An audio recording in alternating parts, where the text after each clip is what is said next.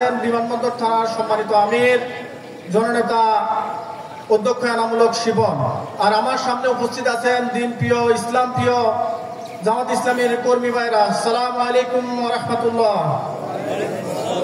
নতশিরে সেই মনিবের দরবারে শুকরিয়া জ্ঞাপন করছি যে মনিব আমাদেরকে যে একটি নতুন স্বৈরাচার মুক্ত একটি নতুন স্বাধীনতা দিয়েছেন।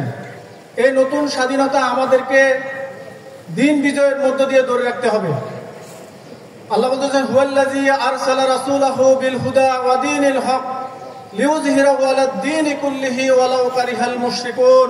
কোথাও বলছেন ওয়ালাউ কারিহাল কাফিরুন। আল্লাহ বলতেছেন আমি রাসূল প্রেরণ করেছি একটা সঠিক দিন বিধান দিয়ে, যাতে করে রাসূল সমস্ত মতবাদের উপর আল্লাহর দ্বীনকে বিজয় করতে পারে। আমরা কি আল্লাহর দ্বীনকে বিজয় করতে পারবো না? ইনশাআল্লাহ।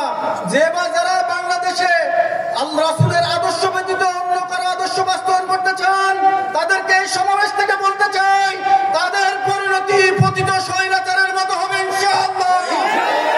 তাই বাংলাদেশের সমস্ত মানুষের প্রতি আল্লাহর রাসূলের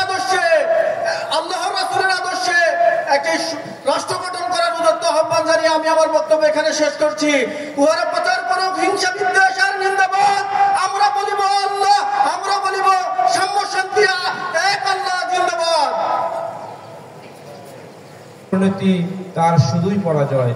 সম্মানিত তৌহিদি জনতা, এই পর্যায়ে সংক্ষিপ্ত বক্তব্য রাখবেন আমাদের বিমানবন্দর থানার শুরা ও গণপরিষদের অন্যতম সদস্য জনাব মোহাম্মদ আনিসুর রহমান। এই পর্যায়ে সংক্ষিপ্ত বক্তব্য রাখার জন্য অনুরোধ করছি মোহাম্মদ আনিসুর রহমান।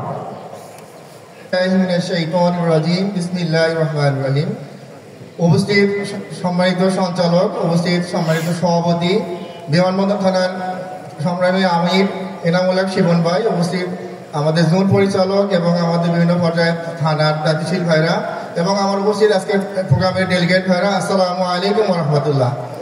লাকাদ কানা লাকুম ফি রাসূলিল্লাহি উসওয়াতুন হাসানাহ।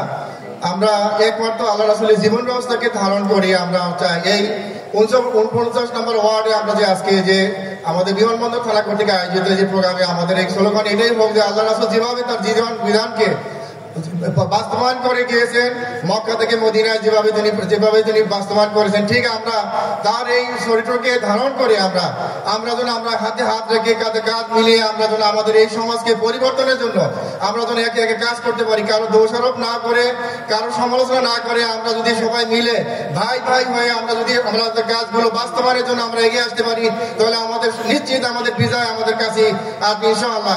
সেই তৌফিক কামনা করি আমি আমার কথা শেষ করছি। আসসালামু আলাইকুম ওয়া রাহমাতুল্লাহি ওয়া বারাকাতুহু।